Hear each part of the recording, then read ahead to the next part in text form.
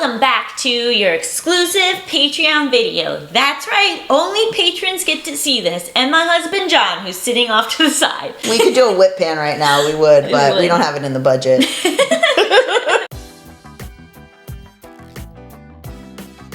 Speaking of movies, I wanted some behind the scenes takes of what it was like to shoot the first few days of your feature, which you're planning to then turn into a short to raise more money for the feature. I mean, it was amazing. So here's some tea. So I've been planning it for a long time, and then we had a lead actress, and then she, not in a bad way, but this other young filmmaker who I love, this other trans woman filmmaker, Alice McKay, who's amazing, she was like, can you introduce me? The original actress was Jessie James Keitel, who's also amazing. And Alice was like, can you introduce me to Jessie? I'm such a big fan. And I was like, totally. So I introduced her to Jessie, and then Jessie called me like a month before and was like, from the shoot date, and was like, hey, I got this other movie, and I really want to do it, and I was like, yeah, because I was also like, she can't sing, she's not a singer, and the character's a singer, so we were always trying to figure out how to work with that. So she was like, I can't do it, like I want to do this other movie, and I was like, yeah, that's totally fine, we should probably have a singer in this part, like I get it. So it was like totally fine. I was like, whose movie is it? Just wondering, how did you get hooked up with it? Oh, it's Alice McKay is working on it. I was like, cool. Wow, you screwed yourself. I screwed myself. No, I love Alice. I think she's amazing. Go look up her movie. Phantom, what the heck? He has trouble jumping. Oh, Bubba. You can do it. Good boy. Oh, baby. That was so sad. Oh, honey. He's on a lot of meds. Oh, honey. It was, me too. But yeah, so it was like really great. And so we got this actress, Murphy Smith, and I flew to New York to fundraise, to help with fundraising, and to like throw this dinner for fundraising people, and then we got some money, and then I also went to meet Murphy in person for the first time. Literally, we had been planning this movie for, so long with Jessie, and then like 3 weeks before, we were like, we gotta replace the lead actress. But I met with Murphy, and shout out to Charlie Haino, actually, who is a trans guy casting director who we had as a guest on The New Guys. I called him, like, a couple days after we did, I don't know him, he's like a fan. I called him a couple days after the interview, and I was like, hey man, I know this is kind of like when you ask your doctor friend to take a look at a rash, but I'm fucking panicked, bro, and I need an actress. So he found me Murphy, and she's amazing.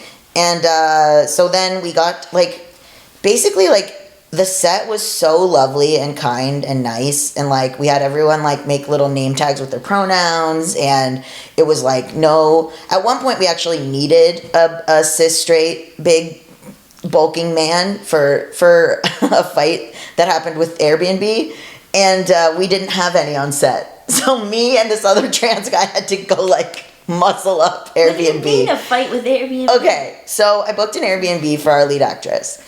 And I thought she was staying in your apartment. No, we ended up booking her an Airbnb.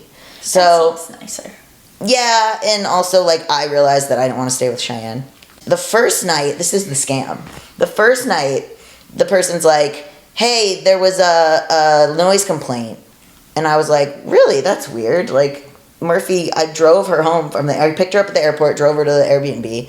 And it was like midnight by the time she got there. And they were like, there was a noise at 3 a.m., like music or something. And I was like, I mean, maybe she was practicing the song. I don't know, but like probably not. So I said to her, hey, they got a noise complaint. She's like, that's weird. I was asleep. I was like, huh. I literally said to Alex, I said, this is a scam. And he was like, why? Like, we're jumping to conclusions. Like, how could you think it was a scam? Like, maybe they just like thought it was someone else's noise complaint. I said, no, they're building a case.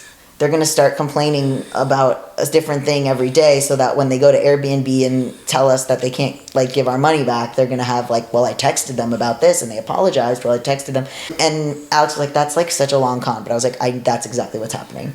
And lo and behold, that is exactly what was happening. Wait, so the Airbnb host never had any intention of you actually being allowed to stay there, but they wanted to keep your money for it anyway? Right. And they kicked you out? So, day 2... we are rehearsing, it's our rehearsal day, and I get a message from Airbnb that's like, get your stuff out right now, you are kicked out, your guest was revving her engine of her car last night, and people were screaming, and she had friends over playing music. At one point, one of my neighbors said that he overheard her on the phone saying she was going to kill someone for money. Yes. She I said, Murphy doesn't have a car. And he's like, one of her friends is revving the engine then. And I was like, hasn't been home. Like, she's not there. We called the police, and the police came, and blah, blah, blah. I was like, she's not there right now. I just kept writing back, everything you're saying is a lie. And they were like, then they sent like text messages that we don't know when they were from or from where, or if they were doctored. That was like, they're banging on the walls right now. The girl is outside saying she's going to kill someone. Like, please send help or whatever. The cops are here, blah, blah, blah. And he's like, these are screenshots that are from right now. So me and Felix, who's also another trans guy, because we were like, are there any men? There certainly are not. So me and Felix went with Murphy to get her stuff. And we were like, let's fucking go. And we get there. No one's there. It's completely empty. We knock on a neighbor's door. We go, hey, were the cops here? The neighbor's like, no. We're like, okay. So we grab all her stuff and we leave. And we put her in a hotel. And we just keep responding, we're here right now. There's nothing. We have video and photos of her doing all this stuff. And Melissa, so I hand over my Airbnb account to Melissa. The fans will know Melissa. And Melissa goes, that's not what's happening right now. Send the photos, send the videos. Tell us, show proof. I did send proof. It's the text messages. Well, if you have photos and videos, send the photos and videos. No, they won't.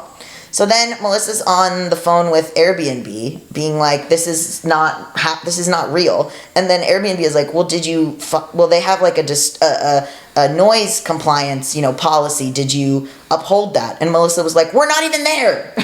They were like, well, can you just say that so they needed us to say, we comply with disturbance policy. And then Airbnb was like, okay, well, they sent screenshots. And we were like, yes, it's a scam. And I explained the way it was a scam. And then they were like, okay. And they gave us 75% of our money back. Half of our money back.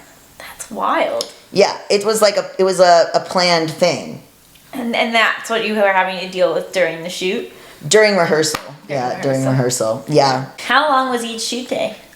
9 a.m. to 9 p.m. It's very interesting. So we shot 3 scenes with 3 different actors. First day was just Murphy and Alex, who's playing Max, who's our leading man. Day 2 was Murphy and Alex again, but this was a different scene, and the first scene was just them singing. Oh, so the night before, we went into a recording studio with Coco Lorenz, whose name you hear at the end of our show, and Coco and my actors and Melissa and I recorded the song. So we ran through and we recorded the song, which Alex wrote, and then he and Murphy worked on it together and then performed it, and it was amazing. They were recording it separately, and then we had it, but I was like, is it possible to do one where they're both in the same room? And Coco was like, well, I mean, we have it. And I was like, I think let's run it with them next to each other. And they were like, yeah, okay. And we ran it with them next to each other, and they nailed it in one. It was beautiful. It changed the whole, I knew. I was like, they need to be next to each other singing. And then it was perfect. Then we did rehearsal. And then the third day was with Alex and Francesca Ramsey, who's playing Kim. And what is it like to be the writer-director? I mean, do you, I always feel like the director is, who sets the tone for the whole set. So were you, very mindful of, your attitude towards everyone? Yes. So I started the day. My thing was, I started the day with, safety call, where I was just like, hey, I'm Gabe, I'm a director. Well, one, having everyone put their pronouns on a tag, I think, set a tone as well. But I was also like, every problem that comes up, I am grateful to be here. It is actually, we're not doing brain surgery. It is actually, a total privilege to have the problems we have right now. So if something goes wrong, don't worry about it. Come to me, or come to my AD, whatever it is. But, everything that is happening that's bad, let's think about it in the context of the world. and let's think, is it that bad? Right. Now, were there things that were bad? Yeah. I found there was one thing I cannot talk about that was very bad. I should have been more pissed, but I was kind of laughing. Yeah. Because I was like, You gotta roll with the what are you gonna do? Like, Yeah. And I'm a person very much that it was great because like my AD and I had a very good like rapport, and then my DP and I have a very good rapport. So there would be a lot of times where it was like, I would just look over at Michi, who's the AD, assistant director.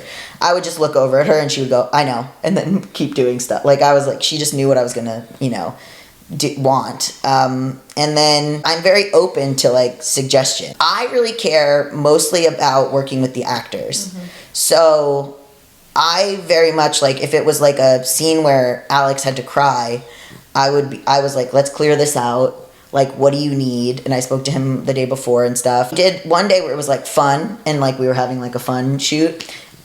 And then for the last day where he had to cry and like freak out. In the beginning of the day, I was like, what do you need from me? And he was like, I need everyone to leave me alone today.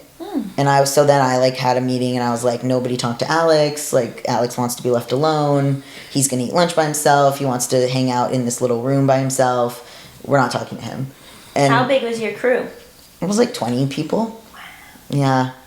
And I went around, know everybody's name, like wanted to chat to everybody. I don't subscribe to, you gotta make them be pissed off so they're pissed off. Like the act, you know what I mean? Like, I'm not gonna be like screaming. Like that you make him cry so he can cry? Yeah, like I'm not like... Most people subscribe. But a lot of directors are like, think that that's how you do things. The only things that I did was I would give each of them like a different direction privately, and then see what played out between them.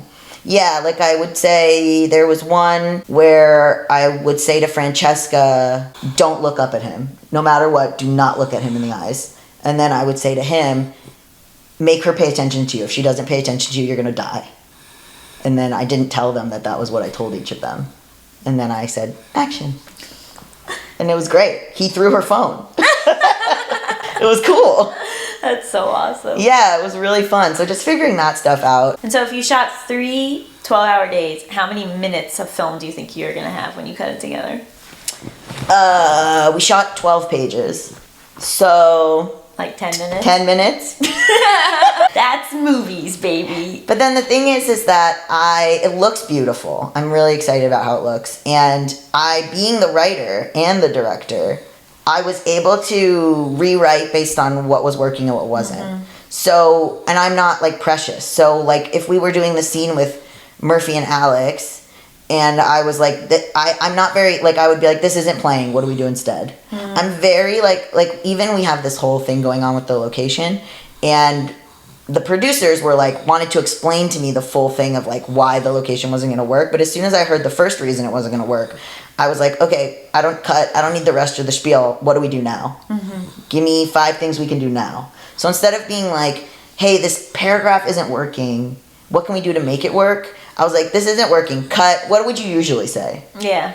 And let's just do that. What's great about shooting it in chunks is that now I'm going back through and the script, and I'm like, we don't need this, we don't need this, we don't need this. Okay, this isn't important, we're not going to need this. And I'm even like, maybe some of the musical numbers could be a little bit longer. Like maybe there's like room to play another full song or another, like a couple full songs.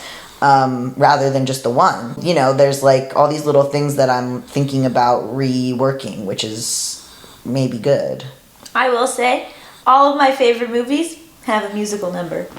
And, well, okay, this is great. This is good to know. Because we have one musical number, but now I'm like, well, we're getting these songs written. Why don't we have 2 or 3? Have 2 or 3. And I'm wearing a shirt from my favorite failed screenwriter, Christopher Moltisanti from Sopranos.